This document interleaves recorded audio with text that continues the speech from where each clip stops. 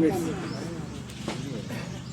ఈ జనరల్ బాడీకి హాజరైనటువంటి వివిధ రంగాలకు సంబంధించినటువంటి మన కార్యకర్తలు, సానుభూతిపరులు, మీ అందరికీ ఐఎన్టీ తెలంగాణ రాష్ట్ర కమిటీ తరఫున అభినందన తెలియజేస్తూ,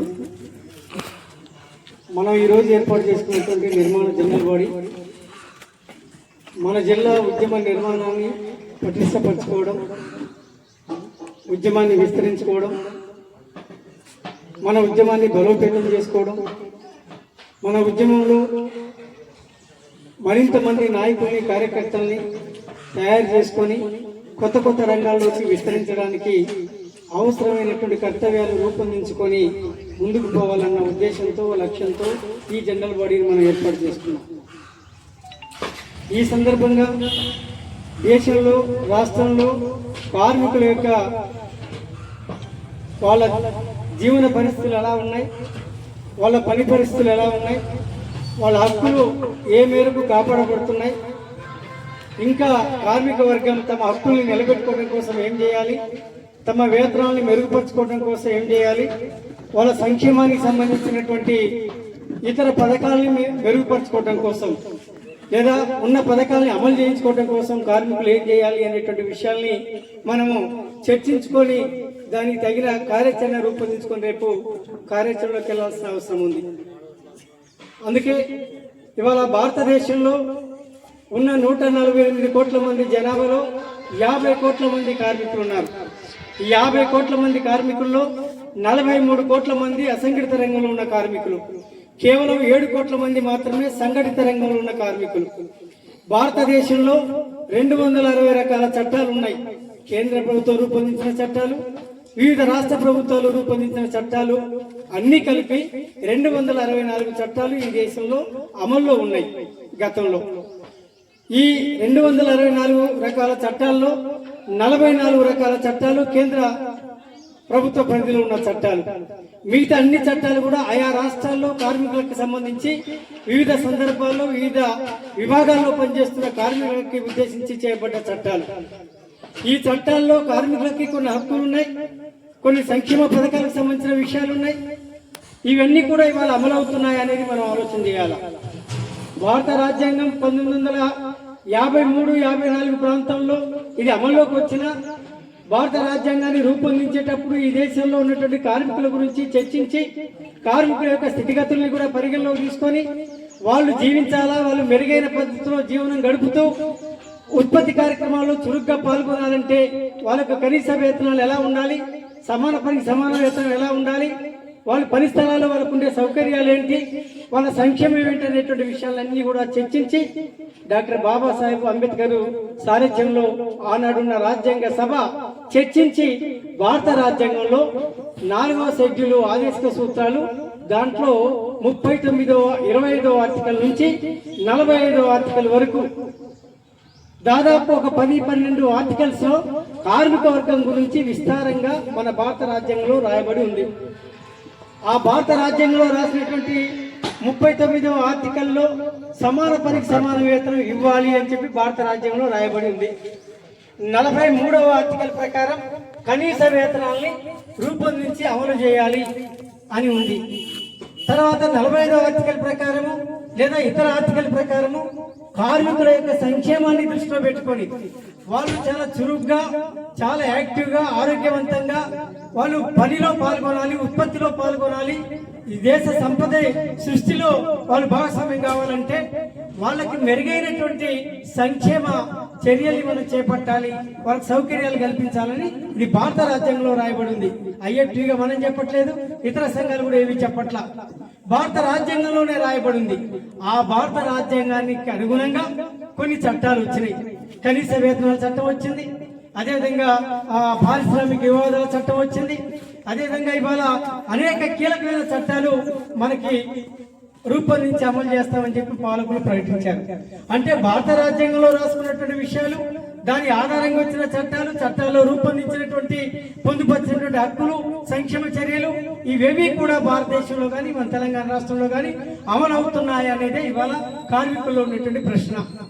ఐఎఫ్టీగా మనం ఏం చెప్తున్నాం, అయ్యా భారత రాజ్యాంగంలో రాసినటువంటి దాని ప్రకారం కానీ భారత రాజ్యాంగానికి అనుగుణంగా వచ్చిన చట్టాలలో రూపొందించిన విషయాలు కానీ ఇవాళ అమలు జరగట్లేదు కనుక కార్మిక వర్గం తీవ్రమైనటువంటి దుర్భరమైనటువంటి స్థితిని వాళ్ళు అనుభవిస్తున్నారు, దుర్భరమైన జీవితాన్ని వాళ్ళు అనుభవిస్తున్నారు, వెట్టి చాకిరీ చేస్తున్నారు, బానిసల్లాగా వాళ్ళు ఇవాళ పారిశ్రామిక రంగంలో వాళ్ళ పరిస్థితి ఉంది అని చెప్పి మనం చెప్తూ వచ్చాం. అయినా కూడా పాలకులు, అది కేంద్ర ప్రభుత్వం కావచ్చు, రాష్ట్ర ప్రభుత్వం కావచ్చు, ఎక్కడా కూడా చెల్లించలేదు. పైగా మనం అనేక త్యాగాలు చేసి, అనేక మంది బలిదానాలు చేసి, సంవత్సరాల తరబడి, దశాబ్దాల తరబడి పోరాడి సాధించుకున్నటువంటి హక్కులు ఏవైతున్నాయో, చట్టాలు ఏవైతున్నాయో, ఆ చట్టాలని, హక్కుల్ని తొలగించే పద్ధతిలో, రద్దు చేసే పద్ధతిలో కేంద్ర రాష్ట్ర ప్రభుత్వాలు విధానాలు రూపొందించి అమలు చేస్తున్నాయి. ఏంటా విధానాలు? భారతదేశంలో ఉన్నటువంటి సకల సంపదని, మొత్తం ఈ దేశంలో ఉన్న వనరులని, మన దేశంలో ఉన్నటువంటి పెద్ద పెద్ద పెట్టుబడిదారులు, ఆదాని, అంబానీ ఎవరైతే ఉన్నారో అట్లాంటి వాళ్ళందరూ కూడా అట్లాంటి బడా కార్పొరేట్ శక్తులకి వాళ్ళు లూటీ చేసుకోవడానికి, వీళ్ళే కాదు అమెరికా, జర్మనీ, జపాన్, రష్యా లాంటి దేశాలు, సామ్రాజ్యవాదులు ఎవరైతే ఉన్నారో వాళ్ళ బహుళజాత సంస్థలు కూడా ఇక్కడ పరిశ్రమలు పెట్టి, పెట్టుబడులు పెట్టి మన దేశంలో ఉన్నటువంటి వనరులని లూటీ చేయడానికి అవసరమైన చట్టాలను రూపొందించి భారత ప్రభుత్వం అమలు చేస్తుంది. ఇది ఈ దేశానికి, ఈ దేశ ప్రజలకి, ఈ దేశ ప్రజల్లో భాగమైనటువంటి కార్మిక వర్గానికి వ్యతిరేకమైనటువంటి చర్య. అంతేకాదు కార్మికుల యొక్క శ్రమశక్తిని కారు చౌకగా దోసుకోవడానికి బడా కార్పొరేట్ శక్తులకి అన్ని రకాల హక్కుల్ని కల్పిస్తున్నారు, మనకున్న కనీస హక్కుల్ని రద్దు చేస్తున్నారు. అందులో భాగమే 4 లేబర్ కోడ్స్ ని ముందుకు తీసుకొచ్చారు. గతంలో పోరాడి సాధించుకున్న చట్టాల్లో కార్మికులకి కొన్ని హక్కులు ఉన్నాయి. ఏమిటి హక్కులు? మనకి మన వేతనాలు పెంచుకునేటువంటి హక్కులు, మన పని పరిస్థితులు మెరుగుపరుచుకునే హక్కులు, హక్కుని రద్దు చేశారు. మూడోది కనీస వేతనాలు, మన బోనస్, ఇంక్రిమెంట్లు, సర్వీస్ కండిషన్స్, ఇట్లాంటి విషయాల్లో మనం అడగడానికి, మాట్లాడడానికి హక్కు లేకుండా చేశారు. అదేవిధంగా పని స్థలాల్లో తగిన రక్షణ, ఈఎస్ఐ, అదేవిధంగా పిఎఫ్, బోనస్ లాంటి సౌకర్యాలు ఇవి లేకుండా చేశారు. అంటే ఇంతటి కీలకమైన అంశాలన్నీ కూడా రద్దు చేస్తూ 4 లేబర్ కోడ్స్ తీసుకొచ్చారు. తీసుకొచ్చి ఏం చేశారు? పూర్తి హక్కును యాజమాన్యాలకు ఇచ్చారు. మన చేతుల్లో లేదు, ప్రభుత్వం కూడా ఏం చేయదు. మనని పనిలో పెట్టుకోవాలన్నా, పనిలోంచి తీసేయాలన్నా యజమాని ఇష్టమే. ఆయన ఇష్టం ఉన్నప్పుడు పెట్టుకోవచ్చు, ఇష్టం ఉన్నప్పుడు తీసేయచ్చు. తీసేసినప్పుడు ఎలాంటి బెనిఫిట్స్ ఉండవు, ఎలాంటి సౌకర్యాలు ఉండవు. మనం అప్పటిదాకా చేసిన చాకిరంతా వృధా అయిపోతుంది. ఇట్లాంటి ప్రమాదకరమైనటువంటి పరిస్థితులు ఇవాళ పారిశ్రామిక రంగంలో చోటు చేసుకున్నాయి. అందులో భాగంగానే మీరు గమనిస్తే ఇవాళ కేంద్ర ప్రభుత్వం భారతదేశంలో ఇవాళ ఈ దేశం ముందుకు పోవాలంటే, పురోగమించాలంటే, అభివృద్ధి చెందాలంటే, మన సంపద అభివృద్ధి కావాలంటే ఈ సంపద సృష్టికర్తలు ఎవరు అంటే ప్రభుత్వం ఏం చెప్తుంది? బీజేపీ ప్రభుత్వం కార్మికులు కాదు, కార్మికుల వల్ల కాదు, కేవలం పెట్టుబడి, అంటే డబ్బు ద్వారానే డబ్బు వస్తుందని, డబ్బు ద్వారానే సంపద వస్తుందని చెప్పి ప్రభుత్వం పార్లమెంట్ లో మాట్లాడుతుంది. నిజంగా డబ్బు పెడితే డబ్బు వస్తుందా? డబ్బు పెడితే సంపద వస్తుందా? మీరు ఆలోచన చేయండి. ఇవాళ మన సంపద సృష్టికి మూలం ఏంటి? మట్టి, నీళ్లు, శ్రమశక్తి. ఈ 3 కలిస్తేనే ఒక నూతన వస్తువు తయారైంది, నూతన ఉత్పత్తి తయారైంది.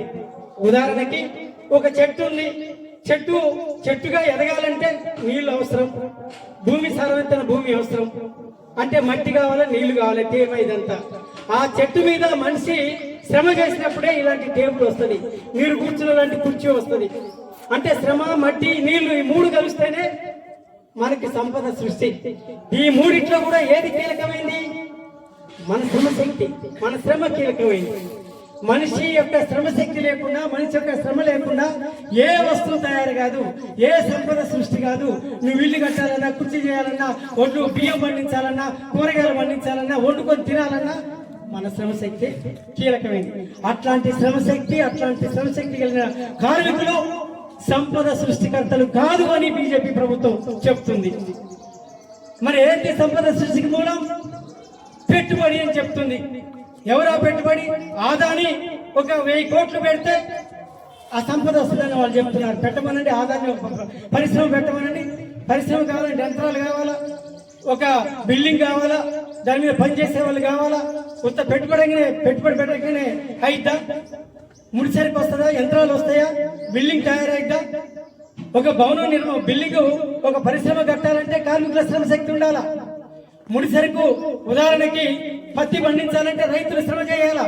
పత్తి పండించి పత్తి నుంచి ఆ దూది తీసి దూది నుంచి దారం తీసి దారం నుంచి బట్ట నేసేటువంటి వరకు ఎవరు ఉన్నారు? కార్మికుల శ్రమశక్తి అక్కడ. అది ఉన్నప్పుడు నీకు జనపనాల మిల్లు ఉంటుంది. చెరుకు పండించి చెరుకు తీసుకొచ్చి మిల్లులో వేసి మిల్లులో చెరుకు నుంచి దాన్ని రసాన్ని తీసి దాన్ని బెల్లంగా లేకపోతే పంచదారగా తయారు చేసేది కార్మికుడు. అంటే నువ్వు పరిశ్రమ పెట్టంగానే డబ్బులు పెట్టి పరిశ్రమ పెట్టంగానే సాధ్యం కాదు. దాని మీద పనిచేసే వాళ్ళు ఉండాలి. ఆ పని చేసిన వాళ్ళు ఉన్నప్పుడు మాత్రం అది వస్తువుగా తయారైంది. అట్లాంటి స్థితిని కాదు అంటుంది బీజేపీ గవర్నమెంట్. మీరు ఆలోచించండి. ఈ సంపద సృష్టికి కీలకమైనటువంటి కార్మికుల మీద రైతుల మీద పెద్ద ఎత్తున దాడి చేస్తున్నారు. దాడి చేసి వీళ్ళు జీవించే హక్కుని రద్దు చేయాలని చెప్పి ఆలోచన చేస్తున్నారు. వీళ్ళ జీవన ప్రమాణాన్ని దెబ్బతీయాలని చెప్పి ఆలోచన చేస్తున్నారు. అందుకని కార్మికులకు సంబంధించి వాళ్ళ మౌలిక హక్కుల్ని రద్దు చేసే రీతిలో 4 లేబర్ కోడ్స్ ని రూపొందించి ఇవాళ అమలు చేయడానికి సిద్ధమైంది. అమల్లోకి వెళ్ళింది బీజేపీ గవర్నమెంట్. అంతేకాదు రైతాంగం మీద కూడా దాడి ప్రారంభించింది. రైతులు 6 కాలం కష్టపడి చెమటోర్చి పంటలు పండిస్తే పంటలు గిట్టుబాటు ధర ఉండదు, వాళ్ళకి మద్దతు ధర ఉండదు, వాళ్ళు పెట్టిన పెట్టుబడి కూడదు.